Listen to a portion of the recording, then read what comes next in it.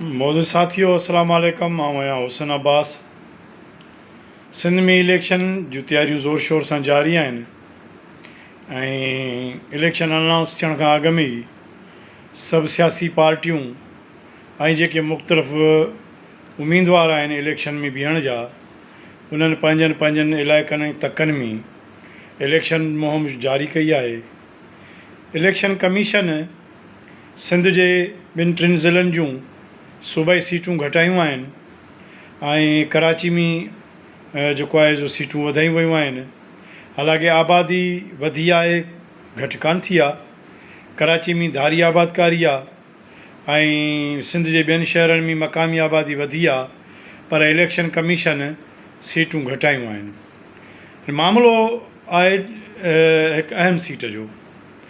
उहा सीट आहे घोड़ाबारी वारी केटी बंदर वारी डिस्ट्रिक्ट ठठे में, जंहिं सीट ते पहिरियां मुज़फ़र टपी साहब बीहंदा हुआ। असुल में छा हुयो त मुज़फ़र टपी खे कंपलसेट करण जे लाइ, इंटरटेन करण जे लाइ मीरपुर साकरो खे टोड़ियो वियो हो। हुनखे पीपल्स पार्टीअ टोड़े ऐं ॿिनि हिसनि में विरायो हो ऐं पोइ वरी तालका घोड़ाबारी ठाहियो वियो। उन में हिकिड़ी सीट कढी वई जेका मुज़फ़र अवैस टपी साहब जे हवाले हुई ऐं उनखां पोइ उहा सीट अली हसन ज़रदारी साहब जे हवाले कई वई। ठठे में अली हसन ज़रदारी साहब खे प्रोजेक्ट कयो वियो। अली हसन ज़रदारी साहब इंतिहाई मौजूदु शख़्सियत आहिनि ऐं आसिफ अली ज़रदारी साहब जे समूरनि धंधनि कारोबारनि ट्रपड़नि जा मालिक आहिनि, उहे संभालींदा आहिनि पाण।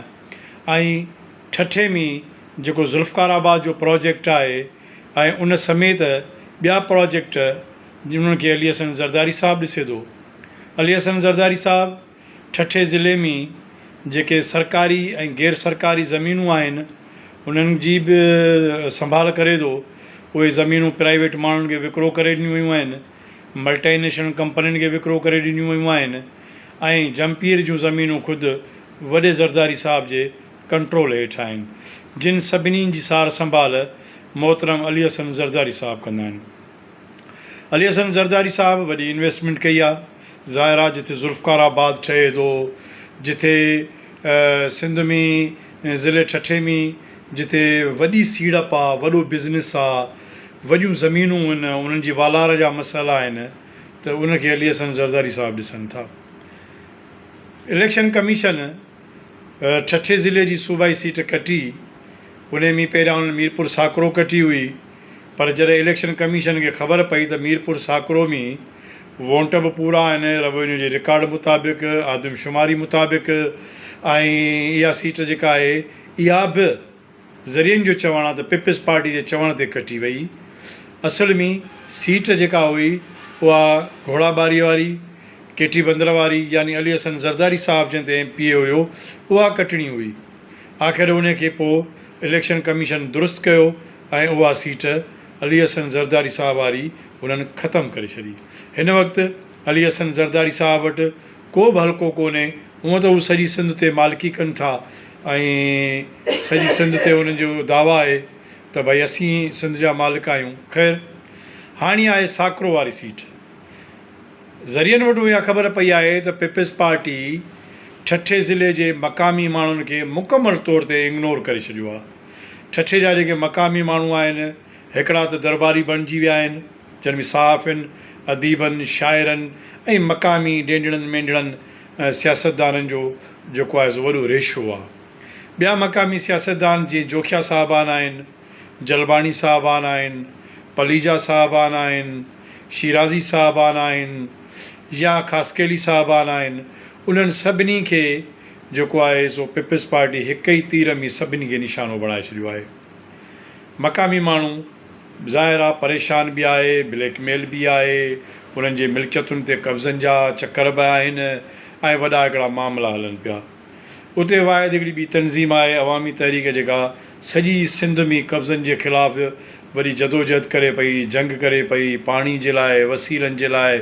अवामी तहरीक वॾी जदोजहद में आहे, जंहिंजे करे अवामी तहरीक खे बि इलाही नुक़सानु पहुचायो वियो आहे ऐं पहुचायो वञे पियो। हाणे छा अली हसन ज़रदारी साहब खे साकरो वारी सीट मिलंदी या अली हसन ज़रदारी साहब back two pavilion Nawab Shah वेंदो, या ज़रदारी साहब अली हसन साहब खे शिराज़नि खे विहारियो वेंदो ऐं उते उन्हनि खे कंपलसेट कयो वेंदो। इहो वॾो मसइलो आहे। मीरपुर साकरो वारी सीट बुनियादी तौरु ससुई पली जो जी सीट आहे ऐं उन्हनि जो वोंट बि आहे, उन्हनि जो राजभाग बि आहे, उन्हनि जो उथणु वेहणु आहे, ॾुख सुख में माण्हुनि जे कमु अचणु माण्हुनि में, छाकाणि त अवामी माण्हू आहिनि। मोहतरम रसूल बख़्श पलीजे जी जो हुते ॻोठु आहे, ख़ानदान आहे, इहो सॼो हिकिड़ो अवामी माण्हू आहिनि, उन्हनि जूं जदोजहदूं आहिनि ऐं हिकिड़ा वॾा किसा आहिनि। आया उन्हनि खे मुकमल तौर ते सफ़ा उन्हनि खे जेको आहे सो क़ाबू कयो वेंदो, जकड़ियो वेंदो, हूअं ई बि उन्हनि जा घेरा तंग आहिनि। ॿियो आहिनि जाम साहिबान। जाम साहिबान जोखिया जेके आहिनि उहो तमामु वॾो राॼु आहे, जंहिंखे बि मुख़्तलिफ़ तरीक़नि सां जोखियनि खे तंग कयो पियो वञे ऐं हाणे बि उन्हनि खे सीट न ॾिनी वेंदी या उन्हनि खे कहिड़ो इनाम मिलंदो, छा थींदो, अञा तइ न आहे थियो। पर इहे ख़बरूं हलनि पियूं त ज़रदारी साहिब जी ख़्वाहिश आहे त सॼे ठठे ज़िले ते ज़रदारी साहिब पंहिंजा ॿिया माण्हू आणे, ख़ासि माण्हू, जंहिंमें अली हसन ज़रदारी एंड कंपनी ऐं को ॿियो माण्हू बि शायदि को नओं हुते एडॉप्ट कयो पियो वञे या हुते को इम्पोर्ट कयो पियो वञे, इहे शयूं बि हलनि पियूं। सो अली हसन ज़रदारी साहिब सां त फ़िलहालु धकु निकिरी वियो आहे जो हुन खां उहा सीट हली वई आहे ऐं हाणे उहा सीट छा थींदो हुनजो, हालांकि उहा मर्ज कई वेंदी साकरे में, जॾहिं त साकरे जा वोट कटे करे ऐं टपी साहिब खे अलॻि सीट ॾिनी वई, हुनखे तकु ठाहे ॾिनो वियो। जीअं सिजावल खे ठठे मां कटियो वियो, इहे बि ख़बरूं ॿुधण में आयूं पिए ऐं अचनि पियूं त शायदि बंभोर ज़िलो अलॻि ठाहियो वञे, जंहिंमें पोइ साकरो हुजे, घारो हुजे, जुंगशाई हुजे, धाबेजी हुजे, कुझु मलीर जो पार्ट्स हुजनि ऐं हिकिड़ो ज़िलो ठाहियो वञे, पर उहो बि अञा हुननि खां मैनेज न पियो थी सघे। ठठे ज़िले जे ज़मीनुनि ते वालार आहे, पाणी ते वालार आहे, मच्छी ते कब्ज़ो आहे, ज़मीनूं ख़ुदि असांजा पंहिंजा मुंहिंजो पट प्लाट कब्ज़े में आहे, इलाही मामला ठठे में हली रहिया आहिनि। ॾिसिजे त जेको पीपल्स पार्टी आहे हिकु तीर सां जेके 3-4 निशान कया आहिनि, आया हाणे पाण निशानो बणिजे थी या उन्हनि खे कंपलसेट करे थी, इहो इंतिहाई वॾो अहम मसइलो आहे जेको पीपल्स पार्टी खे हल करिणो पवंदो ऐं हूअं बि पीपल्स पार्टी मुख़्तलिफ़ ॼारनि में हिन वक़्तु फाथल आहे। ॾिसिजे त थिए छा थो।